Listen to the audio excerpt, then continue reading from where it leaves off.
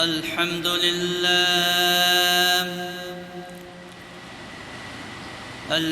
لله نحمده ونستعينه ونستغفره ونعوذ بالله من شرور أنفسنا من يهده الله فلا مضل له ومن يضلله فلا هادي له وأشهد أن لا إله إلا الله وحده لا شريك له وأشهد أن سيدنا ومولانا محمدًا عبده ورسوله الذي أرسله بالحق بشيرًا ونذيرًا وداعيًا إلى الله بإذنه وسراجًا وقمرًا منيرًا فقد قال الله تعالى في كلامه المجيد وفرقانه الحميد أعوذ بالله من الشيطان الرجيم بسم الله الرحمن الرحيم إن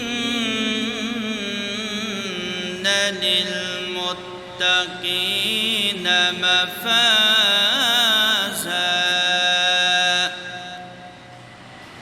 صدقت يا ربنا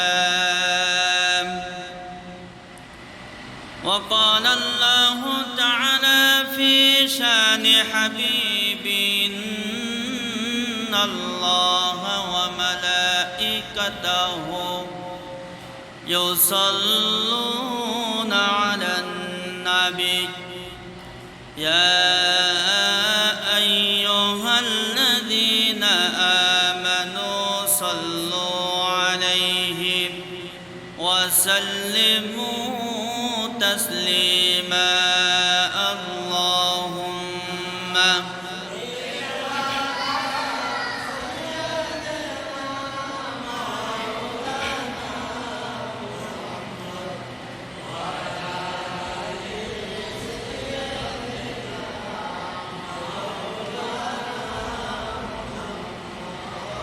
اللهم صل على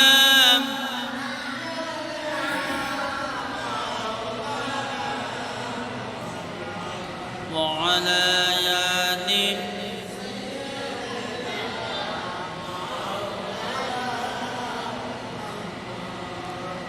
আলহামদুলিল্লাহ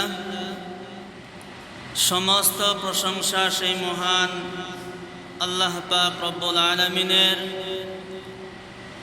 যে আল্লাহ রব্বুল আলামিন আমাদেরকে পবিত্র জুমার দিনে মসজিদে আসা তৌফিক দান করলেন এর সঙ্গে পবিত্র কোরআনুল কারীম থেকে কিছু কথা বলার এবং শোনার তৌফিক দান করলেন এজন্য আমরা সকলেই আল্লাহ পাক রব্বুল আলামিনের কাছে শুকরিয়া আদায় করছি সকলেই বলছি আলহামদুলিল্লাহ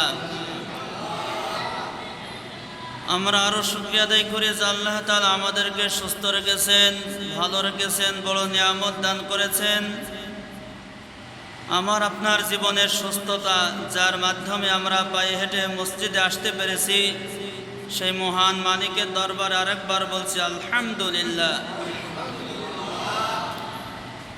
আমরা আলোচনা করছিলাম কোরআনুল কারীম থেকে 30 নম্বর পারার প্রথম নম্বর সূরা সূরাতুন নাবা এই সূরাটি আমরা সংক্ষিপ্তভাবে 30 নম্বর আয়াত পর্যন্ত তেলাওয়াত করেছি এবং আলোচনা হয়েছে আজকে আমি একটি আয়াত তেলাওয়াত করেছি, একটি আয়াতের ওপরেই কথা হবে ইনশাআল্লাহ। আমরা বিগত যে কথাগুলো বলেছিলাম, আল্লাহ পাক রব্বুল আলামিন কাফেরদের ব্যাপারে অনেক সতর্ক করেছেন, উদাহরণ দিয়েছেন। তাদেরকে ঈমান যেন তারা আনয়ন করে, এই জন্য আল্লাহ পাক রব্বুল আলামিন অনেকভাবে উদাহরণ দিয়েছেন। এরপরে সতর্ক করেছেন, জাহান্নামের সতর্ক করে দিয়েছেন। আল্লাহ তাআলার আযাবের ভয় আল্লাহ পাক রব্বুল আলামিন নিজেই তাদেরকে জানিয়ে দিয়েছেন। এই কথাগুলো বলার পরে যেহেতু কাফেরদের সম্পর্কে কথা বলা হলো, অবিশ্বাসী যারা তাদের সম্পর্কে আলোচনা হলো, প্রথম রুকু শেষ, প্রথম রুকুতেই শুধু কাফেরদের কথা ছিল, অবিশ্বাসী যারা তাদের কথা ছিল। আল্লাহ পাক রব্বুল আলামিন দ্বিতীয় রুকু আজকের প্রথম আয়াত, যে আয়াতের ভিতরে মুত্তাকি ইমানদার পরহেজগার যারা তাদের সম্পর্কে আল্লাহ তাআলা কথা বলছেন। বলুন সুবহানাল্লাহ। এর মানে হলো অবিশ্বাসী কাফের যারা কিয়ামত আখিরাতকে বিশ্বাস করে না, তাদের প্রতি আল্লাহ পাক রব্বুল আলামিন কেমন ব্যবহার করবেন এবং তাদের আযাব কেমন হবে সেটা জানানোর পরে আল্লাহ তাআলা পাশাপাশি পক্ষান্তরে তার মুত্তাকি বান্দা যারা, তার ঈমানদার বান্দা বান্দি যারা দুনিয়াতে আল্লাহ তাআলার গোলামি করার মাধ্যমে জীবনকে পরিচালনা করবে, এই মুত্তাকি বান্দার জন্য আল্লাহ পাক রব্বুল আলামিন কেমন ব্যবহার করবেন তাদের জন্য সুসংবাদ দিলেন। বলুন সুবহানাল্লাহ। এই কোরআন হচ্ছে একটি উপদেশ। আল্লাহ পাক রব্বুল আলামিন এই কোরআনুল কারীমের ভিতরে একটি সূরা, সূরাতুল কমর, সূরাতুল কমরের ভিতরে 4টি আয়াত আল্লাহ তাআলা দিয়েছেন। ওয়ালাকাদ ইয়াসসারনাল কুরআনা লিযিকরি ফাহাল মিন মুদ্দাকির। এই আয়াতটি একই সূরার ভিতরে 4 জায়গায় এসেছে। 17 নম্বর, 22 নম্বর, 32 নম্বর এবং 40 নম্বর আয়াত সূরাতুল কমর। যে আয়াতের ভেতরে আল্লাহ পাক রব্বুল আলামিন জানিয়ে দিচ্ছেন যে নিঃসন্দেহে আমি বান্দার প্রতি এই কোরআনকে সহজভাবে নাজিল করেছি যেন তারা উপদেশ গ্রহণ করতে পারে। বলুন সুবহানাল্লাহ। এর মানে হলো পৃথিবীর মানুষের উপদেশ গ্রহণের জন্য আল্লাহ তাআলা কোরআনকে সহজ করে দিয়েছেন, কঠিন নয়। অতএব কেউ কি আছে উপদেশ গ্রহণকারী যে কোরআন থেকে উপদেশ গ্রহণ করবে? আল্লাহ পাক রব্বুল আলামিন এরকম করে বলছেন যে কেউ কি আছে পৃথিবীতে তারাই কোরআন থেকে উপদেশ গ্রহণ করবে। এর মানে হল আল্লাহ পাক রব্বুল আলামিন আমাদের কাছে যে একটি কিতাব পাঠিয়েছেন, যে কোরআন পাঠিয়েছেন, এটা যে সহজ সেটি আল্লাহ তাআলা নিজেই বলছেন। সুতরাং আল্লাহর কথা তো আর মিথ্যা হবে না। ওমা নাস্তাকু মিনাল্লাহি কিলা, আল্লাহ তাআলা বলছে আমার চাইতে সত্যবাদী আর কে আছে পৃথিবীতে। সুতরাং আল্লাহ পাক রব্বুল আলামিনের কথাই সত্য কথা। এ কারণে আমার আপনার জীবনের উপদেশ গ্রহণ করতে হবে একমাত্র শুধুমাত্র কেবলমাত্র কোরআন থেকে। কোরআনবিহীন যদি আপনি উপদেশ গ্রহণ করেন আপনার জীবনের সফলতা আসবে না। যারা কোরআন থেকে উপদেশ গ্রহণ করবে তাদের জীবন হবে সহজ, তারা চিন্তিত হবে না, তারা দুনিয়াতে খুব সুন্দরভাবে চলাফেরা করবে। কিন্তু কোরআন থেকে যদি আমরা উপদেশ গ্রহণ না করি, প্রতিনিয়ত আপনার পিছনে হতাশা কাজ করবে, আপনি হতাশার ভিতরে থাকবেন। এই কারণে কোরআন যেহেতু সহজ কিন্তু আমরা কঠিন বানিয়েছি। এই কোরআন আমাদের অর্থ না পড়ার কারণে, অর্থ না বোঝার কারণে আমরা অপরাধ থেকে বাঁচতে পারছি না। আজকে যদি আমি আপনি কোরআন থেকে উপদেশ গ্রহণ করতাম, আমার আপনার জীবনে কোন কোন ভুলগুলো রয়েছে আল্লাহ তাআলা কোরআনুল কারীমে সুন্দরভাবে উঠাই দিয়েছেন। আপনি বাংলা পড়বেন, বুঝতে পারবেন যে আমার সঙ্গে এইগুলো মিলে যাচ্ছে। সুতরাং এইগুলো আমাকে বাদ দিতে হবে, আর এইগুলো গ্রহণ করতে হবে। এই কোরআন থেকে উপদেশ গ্রহণ না করা পর্যন্ত মানুষ হিদায়াতের পথে থাকবে না। মানুষেরা মনে করবে যে আমরা হিদায়াতের পথে আছি, আমরা সঠিক পথে আছি। না, আপনার উপদেশ যদি কোরআন থেকে গ্রহণ করা হয় তাহলে আপনি সঠিক পথে আছেন, এটাই হচ্ছে সত্য কথা।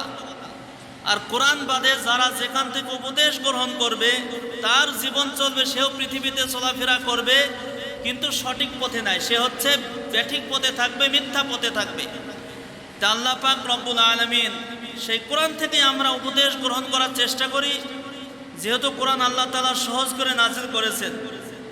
আল্লাহ তাআলা এখানে বললেন 31 নম্বর আয়াত আমি তেলাওয়াত করেছি আজকে, একটি আয়াত, যে আয়াতের ভিতরে অনেকগুলো কথা রয়েছে, যার কারণে আমি সামনে 4-5টি আয়াত তেলাওয়াত করি নাই। আমরা মুত্তাকি সম্পর্কে আলোচনা করার পরে এই মুত্তাকি ইমানদারদের জন্য আল্লাহ তাআলা কি পুরস্কার দিয়েছেন সেই সম্পর্কে আমরা আগামী জুমাতে আলোচনা করব।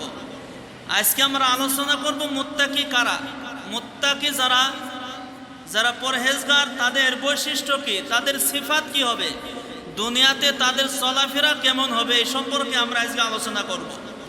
আল্লাহ তাআলা সেটাই বলছেন, ইন্নালিল মুত্তাকিনা মাফাজা, নিশ্চয় মুত্তাকি যারা তাদের জীবনই সফল। এ কারণে আমার আপনার জীবন সফল হবে তখন যখন আমি আপনি মুত্তাকি হতে পারবো, তাকওয়া অর্জন করতে পারবো। তাকওয়া শব্দের অর্থ হলো আল্লাহকে ভয় করা। সর্বক্ষেত্রে আমি যে কাজগুলো করি এই কাজ পৃথিবীর কোনো মানুষ না দেখলেও একজন দেখছেন, তিনি কে? আল্লাহ। এটা মনে প্রাণে বিশ্বাস করে সর্ব অবস্থায় কাজ করা। আপনি যে কাজই করেন সেই কাজের জায়গায় যেন আল্লাহ থাকেন, আল্লাহর ভয় যেন আপনার অন্তরের ভিতরে থাকে। আপনি চাকরি করছেন অফিসে, যেন আপনার আল্লাহর ভয়টি আপনার ভিতরে থাকে, নাম হচ্ছে তাকওয়া। উদাহরণ দিতে গেলে আমরা বিভিন্নভাবে উদাহরণ দেওয়া যায়। একটি উদাহরণ আপনাদের সামনে সহজভাবে পেশ করি। যেমন কোনো মানুষ যখন এক আত্মীয়র বাড়িতে যায়, আসছে অনেক দূর থেকে, কিন্তু গ্রামে আসছে কোন আত্মীয়র বাড়িতে বেড়াইতে। এমন তো অবস্থায় দেখা গেল গ্রামের ভিতরে বৃষ্টির সময় রাস্তা ভালো না, কিছু অংশ আছে রাস্তা শুধু কাদা আর কাদা, যাওয়ার কোনো পথ নাই। আপনি পোশাক পরেছেন সাদা পোশাক, মনে করেন এই সাদা পোশাকটাই আপনার মুত্তাকি, আপনি পরহেজগার, মানে আপনি ফেরেশ। তা আপনি যে সাদা পোশাকটি পরেছেন, এই সাদা পোশাক নিয়ে গ্রামের ভিতরে ঢুকলেন, আপনার আত্মীয় বাড়ি যাওয়ার পূর্বে আপনি কাদা যুক্ত রাস্তা পেলেন। এখন কিন্তু ওই মানুষটি বুদ্ধি করে কি করবে জানেন? এটা কিন্তু আমি আপনি করব, অবশ্যই করবেন। সেটি হলো যে আমার সাদা পোশাকে কাদা না লাগিয়ে কিভাবে এখান থেকে পার হওয়া যায়। আমার যে সাদা পোশাকে যদি কাদা মাটি লাগে, আত্মীয় বাড়ি যাওয়ার পরে সকলে পাগল বলবে পাগল কোন থেকে আসছে, নিজের জামা কাপড় ঠিক রাখে না। এ কারণে আমরা ওই রাস্তাকে পার করার জন্য আমাদের পণ্যে যে কাপড়টা থাকবে সাদা কাপড়, এটা কিন্তু আমরা উঠাই রাখি, এরপর আমরা পার হয়ে থাকি।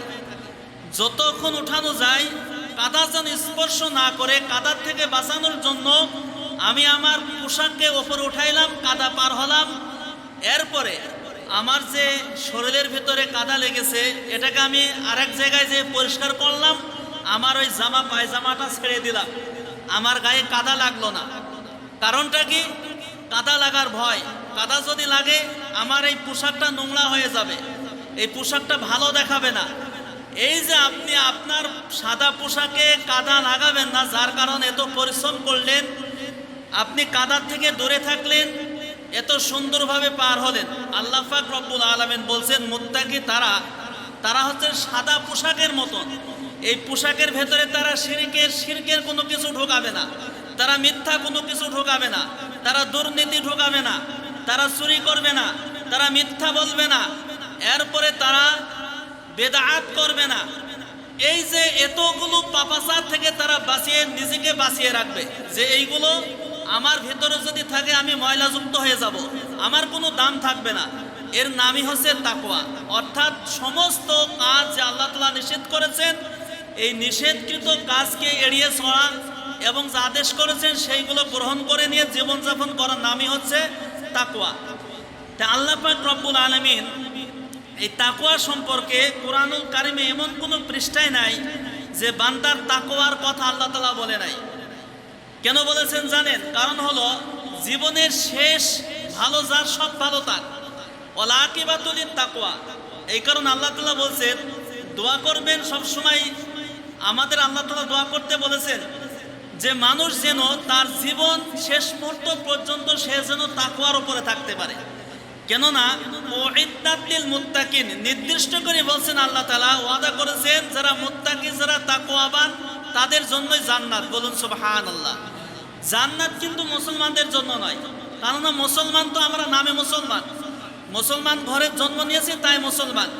কিন্তু মুসলমান হওয়ার পরে আপনাকে তাকওয়া অর্জন করতে হবে, মুত্তাকি হতে হবে। এটা যদি আপনি হতে পারেন, আল্লাহ কোরআনে অসংখ্য জায়গায় বলছেন যারা তাকওয়া অর্জন করেছে, যারা মুত্তাকি হয়েছে তাদের জন্য জান্নাতের ঘোষণা দিয়েছে।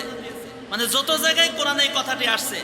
এ কারণে আমি কয়েকটি সূরা থেকে এই তাকওয়া, মুমিনদের বৈশিষ্ট্য, গুণ কি হওয়ার লাগবে, তাকওয়া অর্জন করতে হলে আমার আপনার চলাফেরা কেমন হবে, আমার আপনার ভেতরে কোন গুণগুলো থাকতে হবে, এরকম আমি কয়েকটি সূরার ভিতরে 48টি গুণ খুঁজে পেয়েছি। কয়টি গুণ বলেন? 48টি গুণ। আরও আছে যেগুলো আমার জানার বাইরে, আমি যে সব জানি তা না, আরও আছে যেগুলো আমার জানার বাইরে, কিন্তু আমি যতটুকু শুরু থেকে শেষ পর্যন্ত জেনেছি 48টি গুণ একজন মুত্তাকির থাকার লাগবে। এই 48টি গুণ যদি আমি আলোচনা করি অনেক সময় লেগে যাবে। তা আপনাদের সামনে এই 48টি গুণগুলো আপনারা কোথায় কোথায় পাবেন, এইগুলো হয়তো আমি একটু সাহায্য করতে পারি।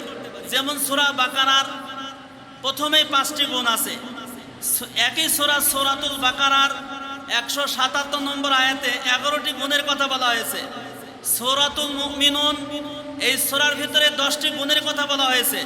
সূরা জারিয়াত এর ভিতরে 4টা গুণের কথা বলা হয়েছে।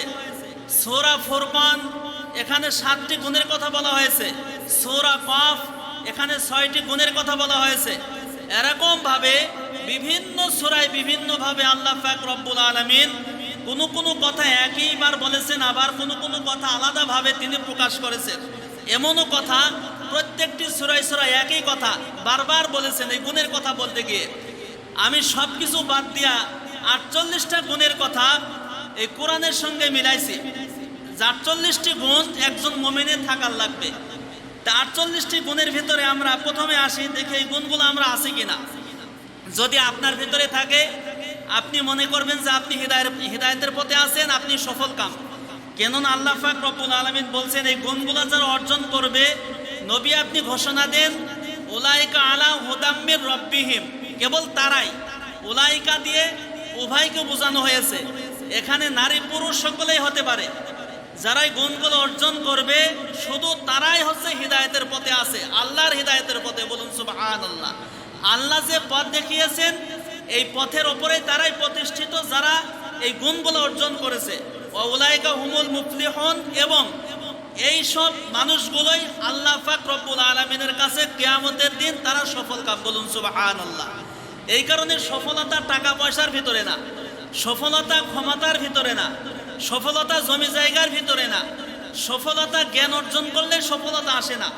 সফলতা তখনই আসবে যখন আপনি মুত্তাকি হবেন, পরহেজগার হবেন। আসুন, মুত্তাকি পরহেজগার হওয়ার জন্য যে সিফাত, আরবিতে সিফাত বলা হয়, বাংলায় বলা হয় গুণ।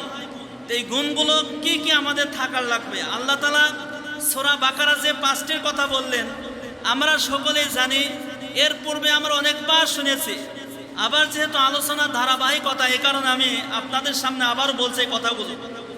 আল্লাহ তাআলা বলছেন 1 নম্বর আল্লাযিনা ইউমিনুনা বিল গায়ব, যারা মুত্তাকি তাদের প্রথম কাজ অদৃশ্যর প্রতি ঈমান আনতে হবে।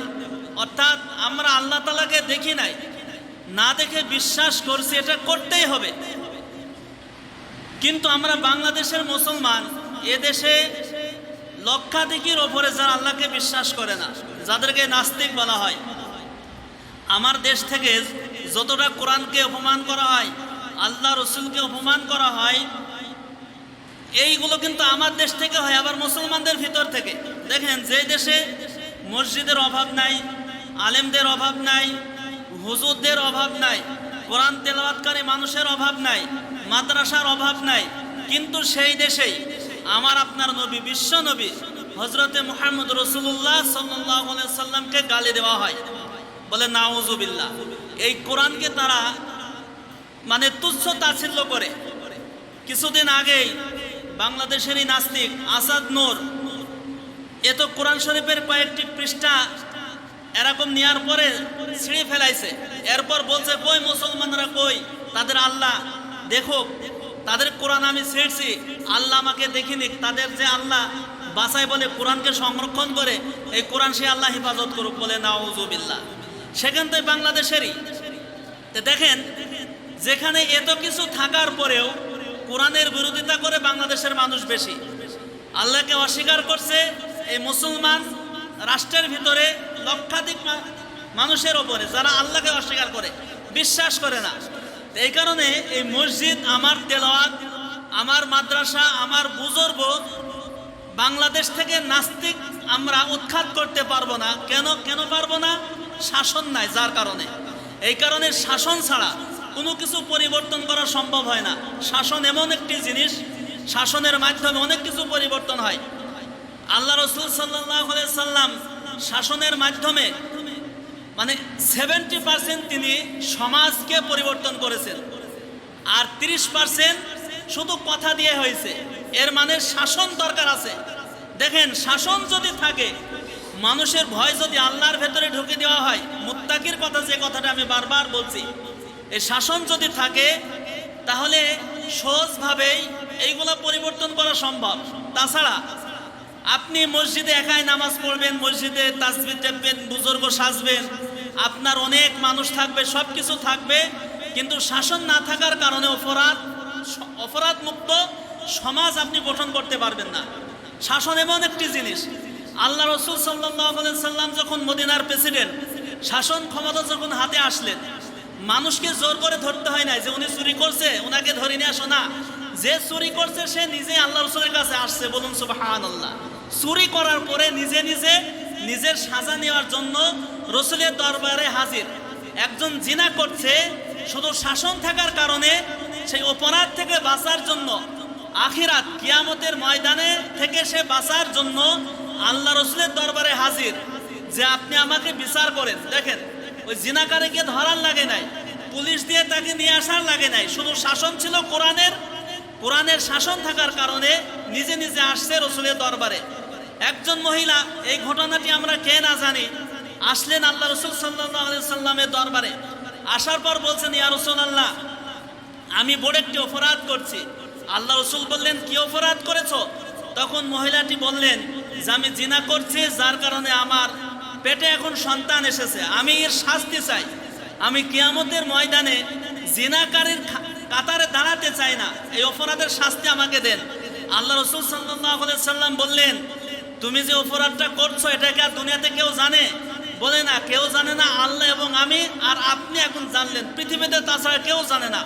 রাসূল বললেন, তুমি চলে যাও, তওবা করো, আল্লাহর কাছে ক্ষমা চাও। কিন্তু ওই মহিলা জানে যেখানে কোরআনের শাসন চলে, সে কোরআনের বিচার চাই। সে চায় যে আমার বিচার হয়ে যাক, সাজা যা দুনিয়াতে হয়ে যাক, আমি কিয়ামতের ময়দানে এই আসামি হয়ে দাঁড়াতে পারবো না। এরপর আবু বকরের কাছে গেলেন, আবু বকর একই উপদেশ দিলেন। ওমরের কাছে গেলেন, ওমর একই উপদেশ দিলেন যে তওবা করো। এরকম ভাবে যখন 2-3 জনের কাছে যাওয়ার পরে, ওমরের কাছে যাওয়ার পর ওমর বললেন যে, এরকম 3 জনে একই কথা বললেন যে তুমি এরকম তওবা করো, ঘুরে আসো, আল্লাহর কাছে ক্ষমা চাও। ওই মহিলা আবার আসলেন আল্লাহ রাসূলের দরবারে, ইয়া রাসূলুল্লাহ, আপনি আমার বিচার ফয়সালা করুন, আমাকে সাজা দেন। আল্লাহ রাসূল বললেন, কেন, তোমাকে না বললাম তওবা করো?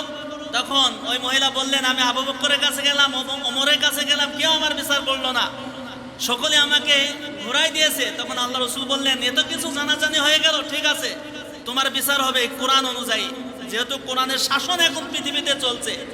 আল্লাহ রাসূল বললেন, কোরআনের শাসন যেহেতু চলছে, এই কোরআন অনুযায়ী বিচার হবে। কিন্তু তুমি অপরাধ করছো, তোমার গর্ভে যে সন্তান, এই সন্তান তোর অপরাধ করে নাই, সুতরাং সন্তান দুনিয়াতে আসুক, এরপরে তুমি আসবে। সন্তান দুনিয়াতে আসলেন, আল্লাহ রাসূলের দরবারে ওই মহিলা হাজির, ইয়া রাসূলুল্লাহ, আপনি আমার বিচার ফয়সালা করুন। আল্লাহ রাসূল বললেন, এই সন্তানের হক আছে তোমার প্রতি, 2 বছর তাকে দুধ পান করাইতে হবে, এরপরে তিনি তাকে ঘোরাই দিলেন, আবার চলে গেলেন মহিলা। 2 বছর দুধ পান করার পরে আল্লাহ রসুলের দরবারে হাজির। ইয়া রাসূলুল্লাহ, আপনি আমাকে সাজা দেন, আমি যে অপরাধ করেছি অপরাধের সাজা দেন। তখন বললেন যে আমার সন্তান 2 বছরের বয়স হয়েছে, সে এখন হাঁটতে পারে। আল্লাহ রসুল সাহাবীদেরকে বললেন যে গর্ত খনন করো, তার বুক পর্যন্ত গর্তের ভেতরে তাকে পুঁতে ফেলো। এরপরে বুক পর্যন্ত যখন গর্তের ভেতরে দেওয়া হলো, তখন ছোট্ট সন্তান 2 বছরে তাকে নিয়ে আসা হলো মায়ের সামনে। মা সন্তানকে ধরে বলছে, বাবা তুমি তো কোনো অপরাধ করো নাই, কিন্তু কিয়ামতের ময়দানে যেন তুমি তোমার মার বিরুদ্ধে নালিশ দিবা না যে আমি হলাম অবৈধ সন্তান, মা এরকম খারাপ কাজ করেছে, এই সাক্ষী যেন তুমি দেবে না।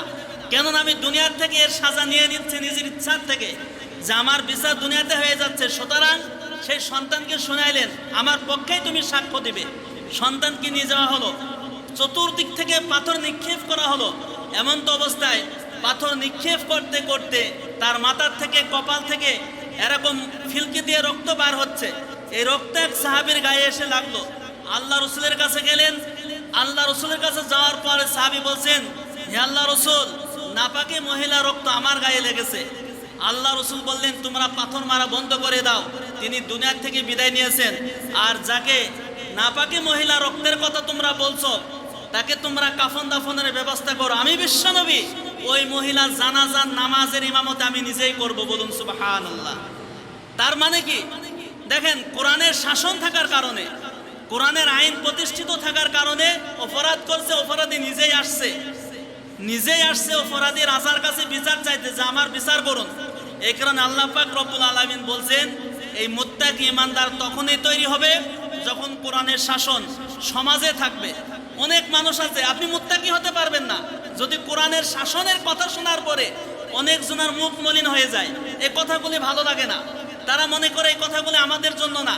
কিন্তু দেখেন, সারা পৃথিবীতে যারা মুসলিমরা রাজনীতি করে, এই রাজনীতিবিদরা ঠিকই মানে যখন নির্বাচনের আগে আসে, তারা ঠিকই মাথায় টুপি দেয়, ঠিকই তারা নামাজ পড়ে, ঠিকই তারা দাড়িকে লম্বা করে, কারণ তারাও জানিয়ে দিতে চায় যে এই রাজনীতি, এই সমাজ পরিচালনার কাজ হচ্ছে আলেমদের, এটা আমাদের না।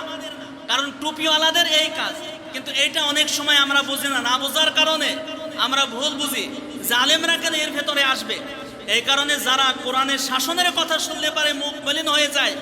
আপনি তাহাজ্জুদ পড়েন, কোরআন তিলাওয়াত করেন, 5 ওয়াক্ত নামাজ আদায় করেন, আর যেখানেই যান আপনার সব কিছু ঠিকঠাক, কিন্তু আপনি মুমিন হতে পারেন নাই, মুত্তাকি হতে পারেন নাই। শুধু কোরআনের শাসনের কথা বলার কারণে আপনার মুখ মলিন হয়েছে। এই কারণে কোরআনের শাসন মানুষের মনে আনন্দ দেয়। যে মুমিন সে বলবে, হ্যাঁ কোরআনের শাসন দরকার, সমাজে দরকার, আমার পরিবারে দরকার। পরিবারের শান্তি নাই, সমাজের শান্তি নাই, কোনো জায়গায় শান্তি নাই। এই কারণে কোরআনের শাসন যদি থাকে, সব জায়গায় আল্লাহ পাক রব্বুল আলামিন শান্তি ঢুকাই দেবেন। বলুন সুবহানাল্লাহ। 1 নম্বরে সে আল্লাহ পাক রব্বুল আলামিন বলছেন, তোমরা সে আল্লাহর প্রতি ঈমান আনো। আল্লাহকে আমরা দেখি নাই, আমরা বিশ্বাস করি আল্লাহ একজন আছেন, তিনি আমাদের সৃষ্টি করেছেন, এই পৃথিবী তিনি নিয়ন্ত্রণ করেন।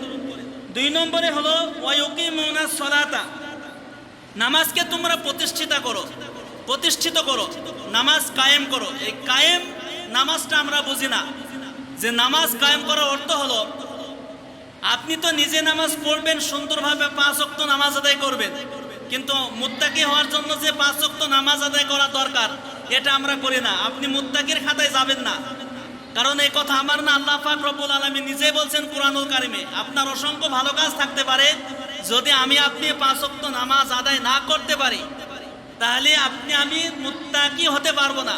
কেননা জান্নাত হচ্ছে মুত্তাকিদের জন্য। এই কারণে আল্লাহ 5 ওয়াক্ত নামাজের কথা বললেন 2 নম্বরে এসে, যে তারা 5 ওয়াক্ত নামাজ আদায় করবে, প্রতিষ্ঠিত করবে। প্রতিষ্ঠিত অর্থ হলো, যেমন কোরআনে আসছে, ইন্নাস সালাতা তানহা আনিল ফাহশাই ওয়াল মুনকার, নিশ্চয় নামাজ সমস্ত পাপাচার কাজ থেকে মানুষকে বিরত রাখে। তা আপনার নামাজ যদি আপনাকে পাপ কাজ থেকে না বাঁচায়, আপনার নামাজ হয় না। এর নাম হচ্ছে নামাজ প্রতিষ্ঠিত না করা। এই কারণে আপনি 5 ওয়াক্ত নামাজ পড়ছেন ঠিকই, কিন্তু আপনার ভেতর থেকে অন্যায় কাজ একের পর এক হচ্ছে, আপনার নামাজ প্রতিষ্ঠিত হয় নাই। নামাজ শুধু পড়া হয়, 5 ওয়াক্ত নামাজ পড়তে হয়, তাই আপনি পড়েন। এই কারণে নামাজ প্রতিষ্ঠিত হবে তখন যখন আপনি 5 ওয়াক্ত নামাজের পাশাপাশি সমস্ত জায়গায় আল্লাহর হুকুম আপনার ভেতরে কাজ করবে, আল্লাহর ভয় আপনার ভিতরে কাজ করবে। আপনি যখন অফিসে থাকবেন, কাজ করবেন, আপনি মনে করবেন আমি একজন নামাজি, আমার দ্বারাই এই ঘুষ খাওয়া সম্ভব না, আমার দ্বারাই মিথ্যা কথা বলা সম্ভব না। আপনি আইন বিভাগে থাকবেন, আপনি সাক্ষ্য দিবেন 5 ওয়াক্ত নামাজি, টাকার বিনিময়ে আপনি সাক্ষ্য উল্টায় দিচ্ছেন। যদি আপনি প্রকৃতপক্ষে নামাজকে প্রতিষ্ঠিত করতে পারেন, সেই জায়গায় গিয়ে আপনি নিজেই বলবেন যে আমি নামাজি, আমার দ্বারাই জীবন দেব, এরপরেও মিথ্যা সাক্ষী আমি দিতে পারবো না। এ কারণে যুগে যুগে এটা অনেক প্রমাণ হয়েছে, তারা জীবন দিয়েছে কিন্তু তাকওয়া অর্জন করার জন্য তারা সত্যের সাক্ষ্য দিয়েছে। সুতরাং আপনি নামাজ প্রতিষ্ঠিত হবে তখন যখন সব জায়গায় আল্লাহর ভয়ভীতি আপনার ভিতরে কাজ করবে। এই কারণে 2 নম্বর গুণ হলো নামাজকে প্রতিষ্ঠিত করা নিজের ভিতরে। 5 ওয়াক্ত নামাজ, আমি কোরআনের হাফেজ হতে পারি, আমার সন্তান যদি নামাজ আদায় না করে সে মুত্তাকি না, সে মুত্তাকি ইমানদার নয়। আমার বাবা যদি নামাজ না পড়ে সেও মুত্তাকি নয়। আমি কোরআনের হাফেজ হতে পারি, আমার স্ত্রী যদি নামাজ আদায় না করে সে মুত্তাকি নয়। সুতরাং ইমানদার মুত্তাকির একটা ব্যক্তিগত বিষয়, কাউরির ধরে মুত্তাকি হওয়া যায় না, ইমানদার হওয়া যায় না। ইমানদার মুত্তাকি নিজের ভিতরে তৈরি করতে হয়। আল্লাহ পাক রব্বুল আলামিন যে 48টি গুণের কথা বললেন, আমি মাত্র 2টি বললাম। 2টার ভিতরে আমরা প্রথমটা কিছুটা আছে যে আল্লাহকে আমরা বিশ্বাস করি, কিন্তু 2 নম্বরে যে কথাটি ওয়ায়ুকিমুনাস সালাতা, নামাজকে প্রতিষ্ঠিত করা, এটার ভিতরে কিন্তু আমরা নাই। আমরা 100% মুসলমান ঠিক আছে, যদি 90% এদেশে মুসলমান থাকে, আমার মনে হয় না 10% মুসলিম এখানে নামাজ আদায় করে। সুতরাং 5 ওয়াক্ত নামাজ প্রতিষ্ঠিত আপনাকে করতে হবে, শুধু আদায় করলেই হবে না। 3 নম্বরে হলো ওয়ামিম্মা রাযাকনাহুম ইউনফিকুন, আল্লাহ যে আপনাকে রিজিক দিয়েছেন, এই রিজিক আল্লাহ রাস্তায় ব্যয় করা। আল্লাহ যে আপনাকে রিজিক দিয়েছেন, রিজিকের 4টা অর্থ আছে। কয়টা অর্থ বলেন? 4টা অর্থ। সর্বনিম্ন স্তর হচ্ছে রিজিক হচ্ছে আপনার ধন দৌলত টাকা পয়সা। আপনার ধন দৌলত টাকা পয়সা এটা আল্লাহ রাস্তায় ব্যয় করার লাগবে। আর সর্বোচ্চ যে রিজিক, এই রিজিকের অর্থ হলো আপনার সুস্থতা। আপনার জীবন ভালো আছে, আপনি সুস্থ আছেন, আপনার এই জীবন আল্লাহর পক্ষে কাজে লাগানোর লাগবে। ইসলামের পক্ষে আপনার জীবনকে বিলিয়ে দিতে হবে। ইসলামের পক্ষে আপনার জীবনকে সদা সর্বদা সবসময় ইসলামের পক্ষে নিয়োজিত করতে হবে। এই কারণে আল্লাহ পাক রব্বুল আলামিন বলছেন যে রিজিক যে আমি দিয়েছি এটা যেন তারা আল্লাহ রাস্তায় ব্যয় করে। আরেকটা অর্থ হলো রিজিক মানে আপনার সন্তান। সুতরাং এটা কিন্তু একটা বড় দায়িত্ব। আপনার পরিবারের সৌন্দর্য হচ্ছে আপনার সন্তান। আপনার সন্তানগুলোকে যদি আপনি ইসলাম অনুযায়ী চলাফেরা করার জন্য আপনার চেষ্টা না থাকে, আপনার রিজিকের আপনি ভালো ব্যবহার করলেন না। এই কারণে আপনার সন্তানকে দেখভাল করার লাগবে, আপনাকে দেখাশোনা করার লাগবে। কিন্তু এমনও বাবা আছি আমরা খারাপ কাজ করার জন্য সন্তানকে আমরা উৎসাহিত করি, আমরা লুটপাট করার জন্য আমাদের সন্তানকে আমরা উৎসাহিত করি। খারাপ কাজের সবসময় আপনার সম্পদ দিয়া আপনি আপনার সন্তানকে খারাপ জায়গায় পাঠিয়ে দিচ্ছেন। এই কাজগুলি আমরা করে থাকি। এই কারণে আল্লাহ পাক রব্বুল আলামিন বলছেন রিজিকের আরেকটি অর্থ হলো তার সন্তান একটা রিজিক, আল্লাহ তাআলা শ্রেষ্ঠ রিজিক দান করেছেন। সুতরাং এই সন্তানও আপনাকে ইসলামের পক্ষে কাজে লাগানো লাগবে। তাই 48টির গুণাগুণের কথা আল্লাহ পাক রব্বুল আলামিন কুরআনুল কারিমে আল্লাহ তাআলা বলেছেন, আরও বেশি থাকতে পারে যেটা আমার অজানা। আমি যতটুকু তথ্য নিয়েছি 48টি গুণ একজন মুত্তাকির ভেতরে যদি থাকে, আল্লাহ বলছে তার জন্য আমি ওয়াদা করলাম জান্নাতুল ফিরদাউস। বলুন সুবহানাল্লাহ। আমরা 3টা গুণের কথা বললাম, এখনো কয়টি বাকি? 45টি। আল্লাহ পাক রব্বুল আলামিন, আমি তো আগেই আয়াতগুলো বলেছি, আপনারা এগুলো খুঁজে বের করে নেবেন। এখন যদি প্রতিটি জুমায় শুধু মুত্তাকিদের গুণের কথা বলতে হয়, প্রায় 7-8 জুমা পার হয়ে যাবে, আমরা সামনে আগাতে পারবো না। এই কারণে যে গুণগুলি আমরা বললাম, আল্লাহ পাক রব্বুল আলামিন দুনিয়ার থেকে মুত্তাকি হয়ে বিদায় নেওয়ার তৌফিক দান করুক। সকলে বলুন আমিন।